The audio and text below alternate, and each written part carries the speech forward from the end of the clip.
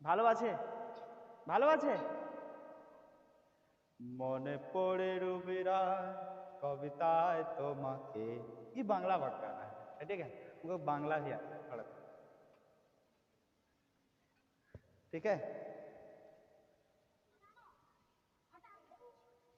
अब यहाँ देखिए सैद्धांतिक यहाँ तो आपको नजर नहीं आ रहा होगा सैद्धांतिक कट जाता है थोड़ा सा बोर्ड का जो जूम आउट करते हैं तो कट जाता है ठीक है तो यहाँ पर आप सैद्धांतिक हिंदी व्याकरण को आप पढ़ रहे हैं ठीक है और सैद्धांतिक मतलब परंपरागत जो हमारे पीढ़ी दर पीढ़ी चलते आ रहे हैं सब पढ़ते आ रहे हैं ठीक है उसको हम लोग पढ़ेंगे सो लेट्स स्टार्ट कुछ गड़बड़ है टेक्निकल इशू ठीक है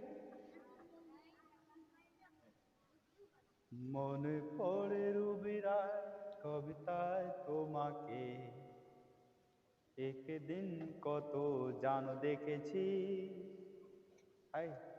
आज हाय রবিরায় ডেকে बोलो আমাকে समझ रहा है गीत नहीं ये बांग्ला गीत है समझ में इसका हिंदी होता है बिन तुझे जाने ऐसे गीत है बिन पहचाने है कि नहीं मैंने हृदय से लगाया ये गीत है ठीक है इसका ये हिंदी होता है समझ रहे बात को वैसे कलाकार आई एम नॉट अ कलाकार I am a simple man ठीक है तो यहाँ पर सबसे पहले चलिए समझते हैं व्याकरण को व्याकरण का परिभाषा आप लोग जानते हैं ना व्याकरण का परिभाषा भाई लोग कि नहीं जानते हैं व्याकरण किसे कहते हैं तो व्याकरण उस शास्त्र को कहते हैं जिसके पढ़ने से मनुष्य शब्दों को शुद्ध शुद्ध पढ़ना और लिखना सीखता है उसको बोलते हैं व्याकरण बोलते हैं ना अच्छा ठीक है व्याकरण का परिभाषा जाने ए बाबू दवाल से थोड़ा हटके सीधा से बैठे उसके बाद ये तो हो गया व्याकरण का परिभाषा समझ गए अब भाषा किसे कहते हैं भाषा कहते हैं जिसके माध्यम से व्यक्ति अपने मन के भावों को लिखकर या बोलकर दूसरों पर प्रकट करता है उसको बोलते हैं भाषा और इन भाषा की परिभाषा समझ में आ रहा है ना अब यहाँ देखिए भाषा और परिभाषा हो तो थोड़ा सा नीचे हो जाता है डाउनफॉल अब यहाँ से हम लोग सीखते हैं व्याकरण को व्याकरण को सीखते हैं भाई सीखते हैं ना तो यहाँ देखिए सबसे पहले वर्ण का परिचय पात्र हो जाए वर्ण का परिचय हो जाए वर्ण का मतलब होता है अक्षर वर्ण का मतलब अक्षर यहाँ पर हम लिख देते हैं अक्षर क्या लिख देते हैं नूनू अक्षर अक्षर किसे कहते हैं अथवा वर्ण किसे कहते हैं वर्ण किसे कहते हैं वर्ण देखिए वर्ण किसे कहते हैं तो वह वर्ण उस मूल ध्वनि को कहते हैं जिसके खंड या टुकड़े नहीं किए जा सकते सपोज दैट अ आ ई क ख ये तो है ये अपने में है इसको खंड या टुकड़ा हम लोग नहीं कर सकते समझ में आ रहा है बात अमोद सिंह कहाँ भाग गया मम्मी अच्छा तो ये तो हो गया वर्ण वर्ण मतलब अक्षर अक्षर उसे कहते हैं जिसके खंड या टुकड़े नहीं किए जा सके ठीक है ना अब यहाँ देखिए नोट पॉइंट में यहाँ जानिए नोट पॉइंट में क्या बताया है कि प्रत्येक वर्ण की अपनी अपनी क्या होती है भाई लिपि होती है हिंदी की अपनी लिपि होगी बांग्ला की अपनी लिपि होगी इंग्लिश की अपनी लिपि होगी सबका अपना अपना लिपि है तो अब यहाँ पर जान लीजिए नोट में हिंदी का जो लिपि है हिंदी को जिस लिपि में लिखा जाता है उस लिपि को कहा जाता है देवनागरी लिपि क्या कहा जाता है उसको देवनागरी लिपि कहा जाता है क्या कहा जाता है उसको देवनागरी लिपि कहा जाता है कि नहीं अंग्रेजी का नहीं लिखे अंग्रेजी जब पढ़ाएंगे तब अभी समझ लीजिए अंग्रेजी को किस लिपि में लिखा जाता है तो अंग्रेजी को रोमन लिपि में लिखा जाता है और हिंदी को देवनागरी लिपि में लिखा जाता है यहाँ पर दो चीज समझने वाली बात है कि देवनागरी लिपि ही क्यों कहा गया है हिंदी के लिपि को तो हिंदी के लिपि को समझिए 2 मिनट हिंदी की लिपि को देवनागरी इसलिए कहा जाता है क्योंकि यहाँ की जो धरती है यहाँ के जो गांव है यहाँ पर कहा जाता है कि प्राचीन काल में देवों की आ रही है धरती किसकी रही है देवताओं की धरती अब देवताओं की नगर रही है, किसकी नगर रही है? देवताओं की नगर रही, जिसके कारण इसको कहा जाता है देवनागरी, देवों की नगरी अर्थात देवनागरी। समझ में आ रहा है? देवनागरी कहा जाता है, समझ रहे बात को? अब यहां से ये तो बहुत ही गलत बात हो रहा है कि बक्को साहब देवनागरी लिपि का नामकरण कैसे हुआ? तो एक बार और याद दिला दे, देवनागरी लिपि मतलब यहाँ का जो नगर रहा होगा वह देवताओं का नगर प्राचीन काल में रहा था, ठीक है? जिस कारण से हिंदी को देवनागरी लिपि मतलब नामकरण किया होगा। विद्वानों की अपनी अपनी शैली है, मत है, वो जैसे कर सकते हैं करते हैं। तो ये हो गया। अंग्रेजी का लिपि है रोमन लिपि। अंग्रेजी को किस लिपि में लिखा जाता है? रोमन लिपि में। बोलिए श्री हिंदी महाराज की। यहां पर देखिए, तो ये हो गया, हिंदी को लिपि में लिखते हैं कौन सी लिपि? देवनागरी लिपि।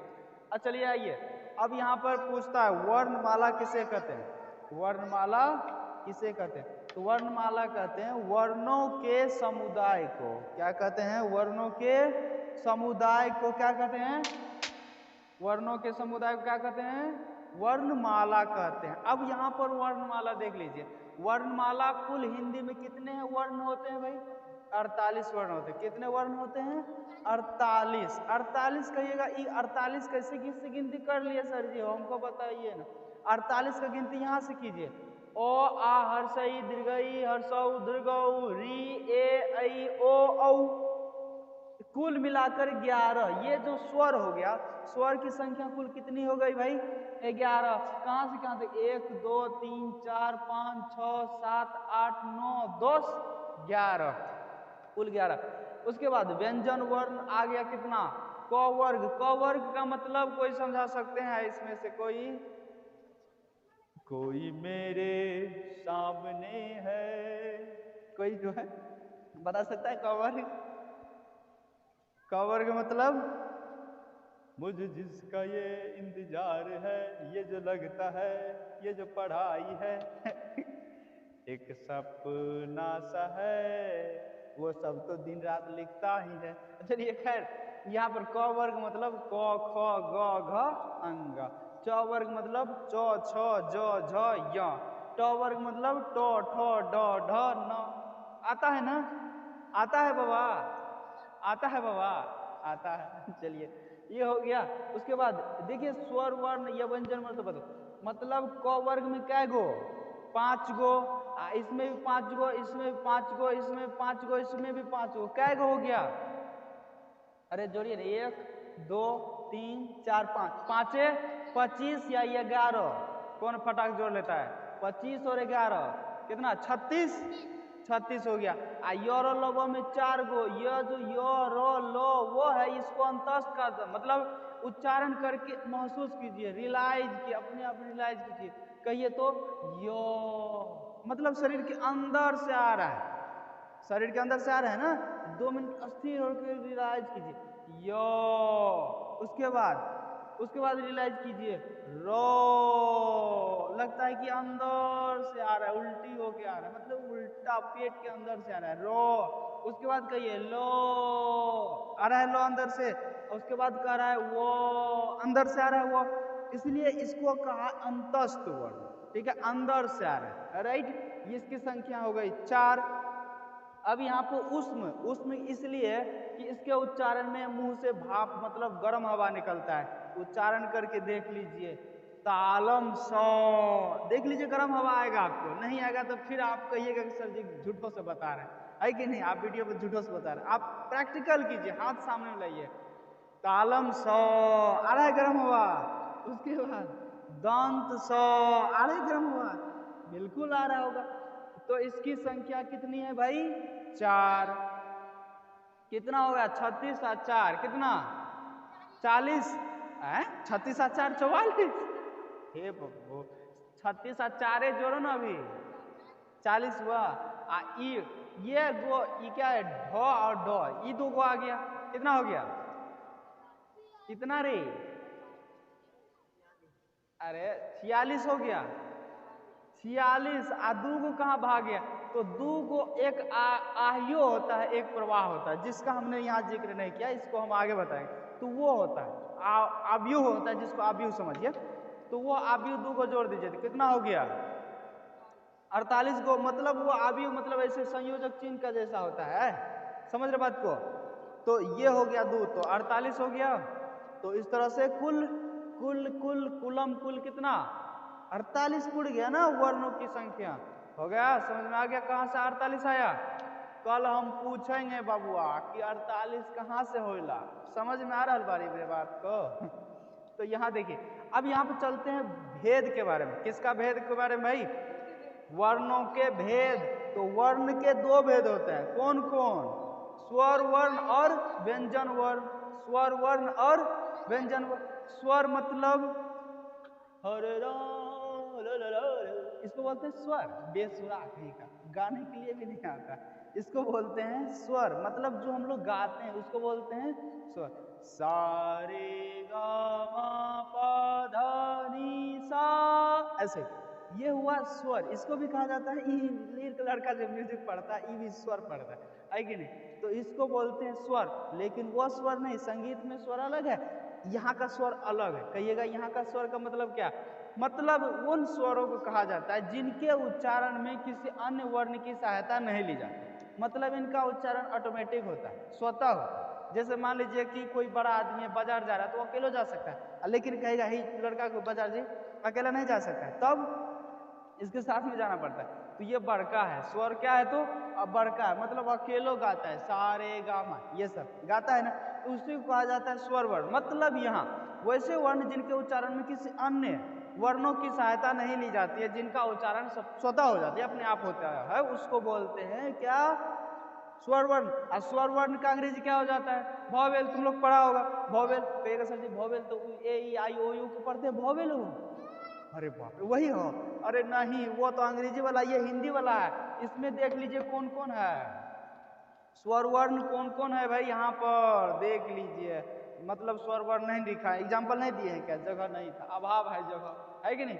इससे पहले हम मुख्य के बता देते हैं। अब यहाँ पर देख लीजिए कि स्वर वर्ण के उच्चारण में किसका किसका प्रयोग होता है। स्वर वर्ण के उच्चारण में केवल और केवल कंठ और तालु का ही उपयोग होता है। अब कंठ किसको बोलते हैं? ये जो कंठ होता है इसको बोलते हैं कंठ। और तालु किसको बोलते हैं? लालू। तालु बोलते हैं अजी करो आ ए ऐसे जी का अंदर जो होता है वो, और वो जो सटता है अंदर में, है ना, उसको बोलते हैं तालु। क्या बोलते हैं उसको? तालु। समझ गया? अब ये ठीक है, इसको थोड़ा सा अच्छा तो ठीक है। अब यहाँ पर समझिए तो कहाँ तक बता रहे थे हमारे यहाँ लटकिया कहाँ गई हो? यहाँ देखिए क्या हो की भेले हो, कते बढ़िया तो हंसे छे दांत दिखावे। इमहर देखिए सब कहाँ तक बताए थे? मतलब ये स्वर वर्ण मतलब वॉवेल का उच्चारण में दो चीज का सहायता देता है, मात्र दो ये चीज सहायता करता है। कौन कौन? कंठ बाबा, कंठ। ये पानी कौन लाया रे भैया? पानी कौन लाया भाई? देखिए पानी ठीक से लाइए, पानी अच्छा नहीं है, कंठ दर्द कर रहा है। अब यहाँ पर देखिए कंठ होता है, मतलब ये कंठ जहाँ से हम लोग पानी पीते हैं, भोजन खाना वगैरह सब खाते हैं, ये बोलो कंठ। और तालु, तालु तो समझा दिए, उसको बोलते हैं तालु का उपयोग होता है। ठीक है, जैसे यहाँ पर देखिए अब स्वर वर्ण भी दो प्रकार के होते हैं। स्वर वर्ण भी कितने प्रकार के? दो प्रकार के। कौन कौन भैया? मूल स्वर और संयुक्त स्वर। अब यहाँ पर देखिए मूल स्वर कौन है? अ आ हर्षई दीर्घई हर्षौ दीर्घौ ए ओ। और क्या बच गया इधर? संयुक्त स्वर किसको बोलते हैं? संयुक्त स्वर क्या है भाई? मतलब ए औ ये सबको तो पढ़ते हैं, संयुक्त स्वर हो जाता है। कहाँ लिख देते हैं?